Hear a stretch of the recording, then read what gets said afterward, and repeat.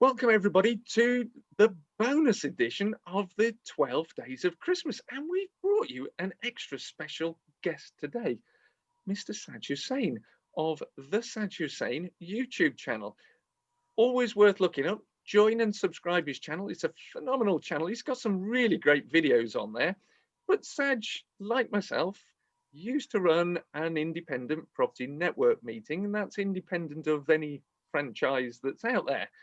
And we were having a chat about the future of networking and property. And well, it sprang to mind that we should share a bonus episode for you about the future 2021, what Saj is seeing as the market opportunities, looking at all the different types of topics, such as how Brexit might affect the market. Will COVID get us back into a room networking? Is Saj focusing on residential, commercial development, a bit of all? And how all of the planning white paper is really going to put the cat among the pigeons, let alone taxation this year. So Saj, welcome. I've waffled on for a bit. Welcome, and what are your views on the future? Andrew, first of all, thank you so much. I mean, it's no doubt a really interesting, unique time, and we were just chatting earlier, just before we started recording, about our events and how that's completely changed. Is it ever going to be the same again? And I think some things, they were going to happen eventually anyway, and this whole thing has just accelerated everything. So, you know, the technology was being there for a very long time for people to work remotely, but the appetite wasn't necessarily there. And now people have got comfortable working from home in their pajamas and stuff. They don't necessarily want to go out to work. So I think definitely certain things are going to change that would have happened anyway. And now this is just kind of accelerated that whole process. And we just have to be ready to adapt. So I've been involved in property about 15 years. And one thing I learned quite earlier on is that the only certainty is constant change.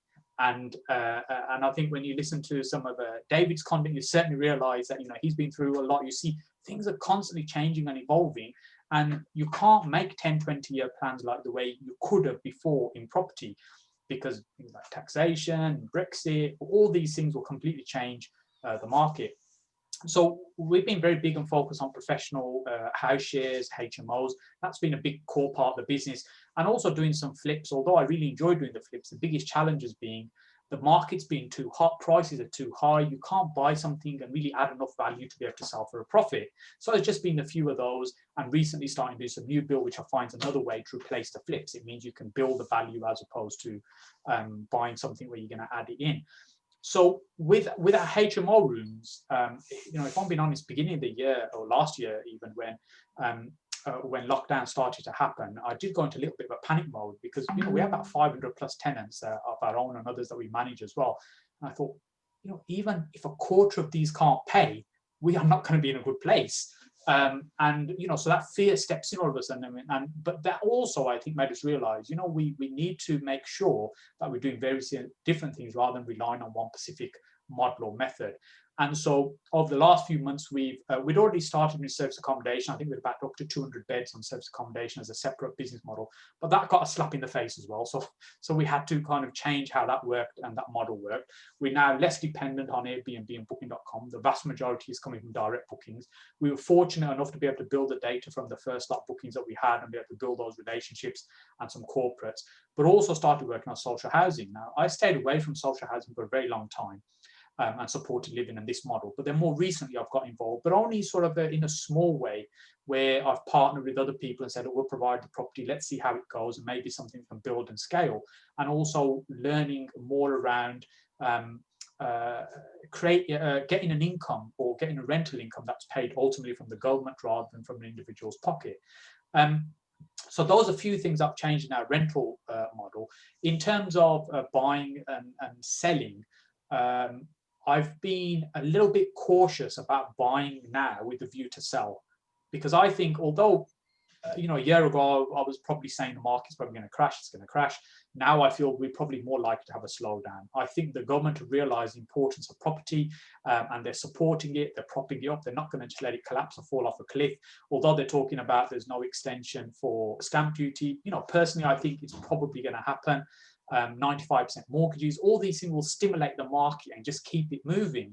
And if that's all happening and that's all going on, it's unlikely to crash. But then I'm still a little bit nervous about buying something and selling with a profit, because if there is a drop or a slowdown or a fall in prices, you're going to lose your profit. They've done all that work for nothing. So I'm looking at more projects where we can do build to rent, so we can buy, add value, build something, or convert a building and then ultimately keep it. So that's really my thoughts and my plans in terms of this year. It is a problem with property trading, where when you're trading in an upwards market, generally speaking, even if you make a mistake, the market carries you and protects you from losing. Yes. In a softer market, or a market where people can be choosy, because for argument's sake, furlough ends and people suffer unemployment, which means they might have affordability issues with securing a new mortgage or paying their rents. Therefore, it means stock on the market for sale may have to sell at a discount because buyers can be picky and choosy. So I understand where you're coming from with the caution with regards to property trading. But sorry, David, you were about to come in there. Well, I was going to make a similar point, really, that there were these TV shows, weren't there, where people who are fairly inexperienced in property would come along and renovate them and take 2 or 3 years to do so. And if they'd gone on holiday and just boarded them up and sold them, they'd probably made more profit than by spending all that money and not doing it very well. Yeah. I mean, do you see the planning changes, Saj, as having an impact on your business? Because we've got the Class E, which is a new series of permitted development rights, likely to go live in July, 31st July this year. We've got the planning white paper about the development sites. Does that excite you or does it scare you? No, it's definitely, I think it's an opportunity. Really excited about that. I think there are changes, and I think Boris's build is slowly kind of pushing through. You know, he's forcing his way through that. Look, you know, we need to make it easier, which is really great news for us. I think in the last few years, it's probably been the only great piece of news that we've had come from the government for us as in property.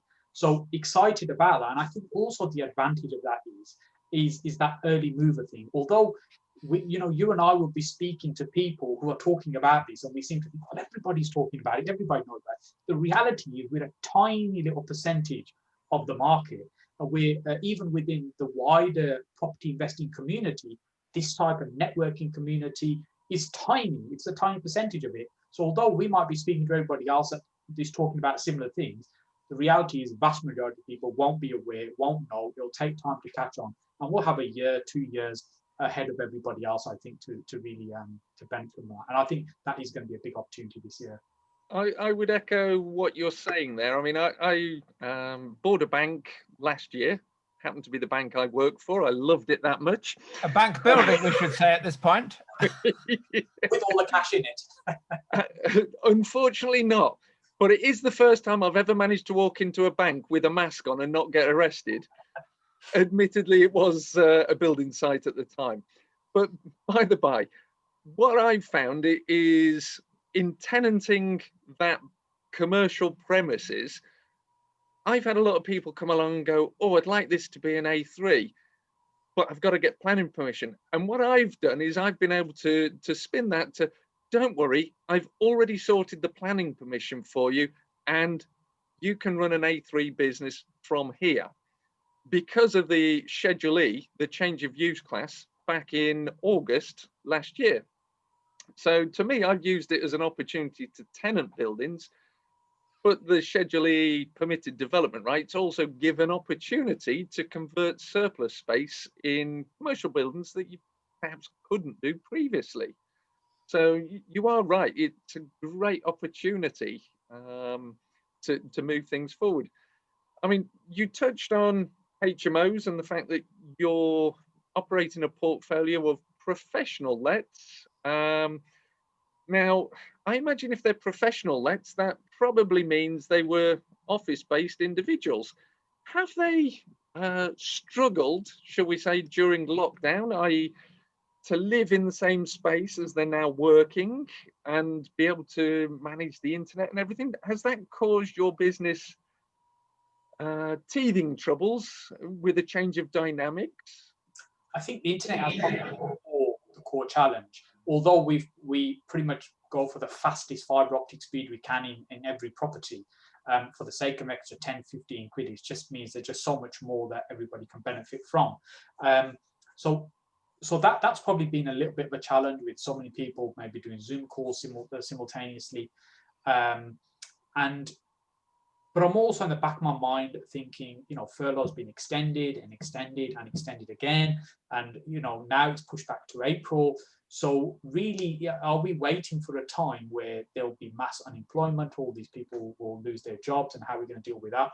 And so we're just gearing up on understanding universal credit as well. So that's where we're trying to get ready for. Hopefully it won't happen, but there's a plan B there if that happens. But it hasn't been too bad. There's been maybe a handful of tenants, which is surprisingly low, the numbers in terms of those have asked for some kind of payment plan or some arrangements being put into place. So we have been very fortunate from that point of view. I say fortunate because I don't believe it's any kind of skill on our part. It's just how it's panned out. Yes.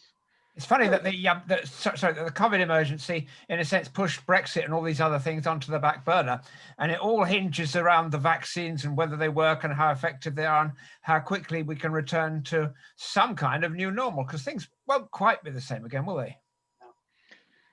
Well, I think I was saying from July last year, this is the new normal. Get used to it, accept it, do business this way. If we go back to the old normal, so to speak, then it's a bonus. With your HMOs, Saj, how do they work in terms of the shared spaces now? Yeah, so a lot of our newer HMOs, the ones say over the last probably 4 years, are all been en suites. Right. And we've been building them in that way. But we have a lot within the portfolio that aren't, that they've got the shared 2-3 bathrooms. And a lot of them have just worked things out between themselves. And I think it's primarily because the type of people, they're sure enough to kind of come up with a solution and work out things between them, which is kind of fair and safe for everybody. Yes. But I don't think it's an ideal model, certainly, when you've got people sharing, because it only takes one person who's not really making an effort, bringing people around they shouldn't be, and it puts everybody at risk, particularly at a time like this. Have there also been problems when one person moves out of an HMO and you've got to move some new person in?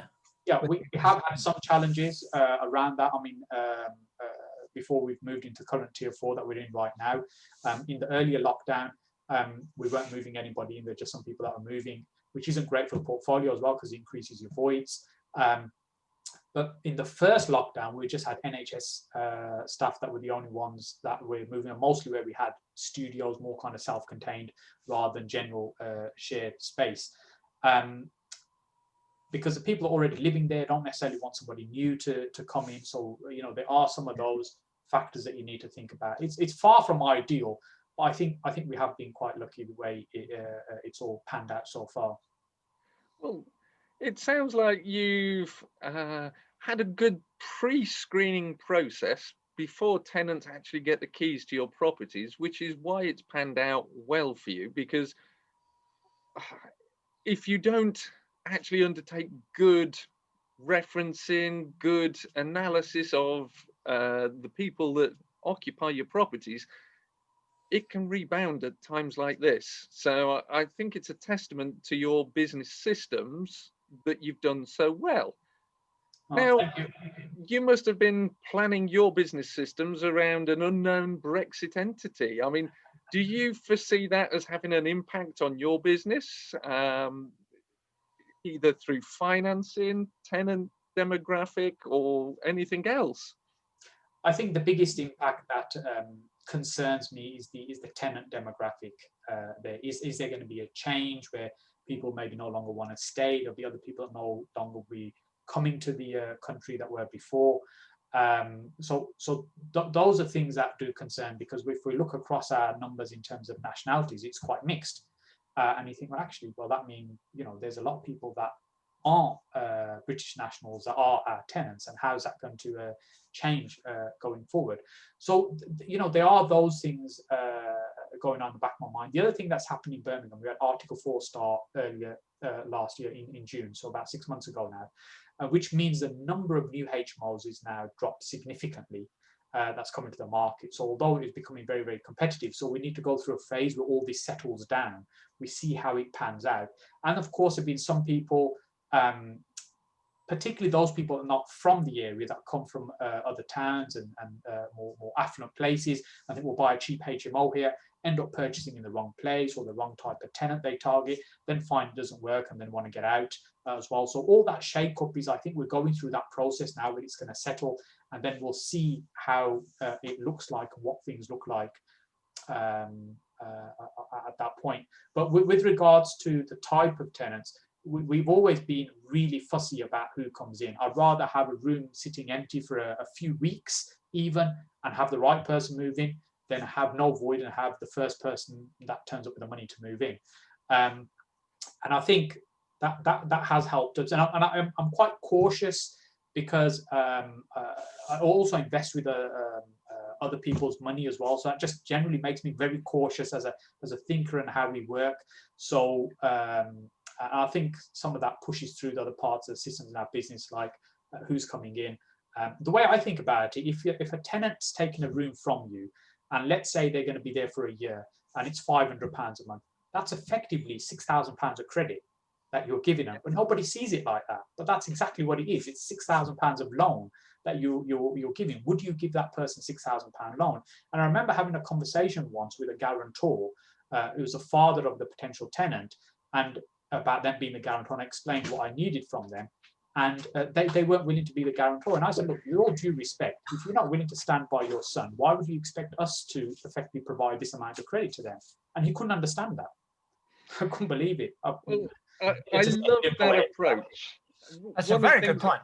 Yeah, one of the things I say to my team is a sale is only a sale when the cash hits the bank. And if you approach it from that mentality, it's not about, oh, we've got a tenant in, great, it's filled, until the cash hits the bank every single month. It's not a sale. Yes. It's charity work. But no, talking charity work, I'm going to drop a little link up here to a video that you actually have on your YouTube channel, which was a charity event where myself, David, and a few others, and we even discussed the Article 4 strategy during your Saj Hussain's Monday Night Live at the Great Property Week Christmas party, where we were raising funds for homeless people. And we video bombed you, didn't we? Your face was a picture as we were hid around the door. So I'll drop the audience a link there to that video on your YouTube channel. And I want to see that one as well. That was a good one. Yeah, and I thank you for being a good sport that evening. Also, But also for your wise words and wisdom, because I'm conscious you've got another appointment to get off to. And I'm impressed as usual, or as always, with your knowledge and the professionalism that your business has. I mean, it's come through demonstrating your systems and the lack of turbulence to your business. Obviously, we all sat there, and I felt your pain, as you were saying back in March. I went through the same pain. It's like, right, it's 2007-8 again. Lift up every manhole cover, check everything's battened down, check the systems, check the processes, and lock the doors. I went through that same pain myself. So until you've been there, you don't know what it's like. You know, I think the first lockdown, the one blessing that did came from that was you were forced to say, right, you know, I actually have some time. So let's just look at everything we're doing and how we're doing it and why we're doing it and what can we do to be safer and stronger in this situation. Yeah, absolutely. And, you know, one of the things I always look at is gearing. How exposed am I? You have obviously got your handle on the tenant book. I was doing the same, right? I've got university lecturers, I've got bankers. What's the risk in their sectors? Who or where am I exposed? And looking at each and every single one of my tenants, my properties, to try and work out my exposure. It was scary times, hopefully we never go there again. Hopefully. And hopefully we can get back in the room and start networking again, because that was when the good old days were, wasn't it? Absolutely. Yeah, hopefully at some point this year we'll get the events back on and we'll get networking running again for us all. Absolutely. So I'll drop a link up there to your YouTube channel, the Saj Hussain on YouTube. And it's a great channel. If you haven't already watched some of Saj's videos, I haven't watched everyone, Saj. I've probably watched a dozen or so, but you're releasing 3 a week. I can't keep up with you. It's a great channel. So thank you very much once again, Saj Hussain. Any parting words of wisdom you wish to share? No, I think thank you so much for just the opportunity to just have chat and catch up. It's always great to see what other people are doing and you know, how things might be different, because we take things from our perspective based on what we can see and what we've, you know, the path we've trodden. And when you're speaking to other people who've traveled different journeys or doing different or even similar things, then you can start exploring, okay, how can we all help each other? And I think this is a time where we should reach out to other people and really learn from each other and support each other through this. Because at the end of the day, we will all get through it. We'll all evolve from this. It will just be a different business than it was before. But you do want to come out the other end stronger, rather than there's a saying about you know, when the tide goes out, then you see who's been swimming without their trunks. You know, you don't want to be in that sort of situation. I don't know where that came from, but it meant something. I can't think that was me at the time. It must have been David with that rubber ring round the middle.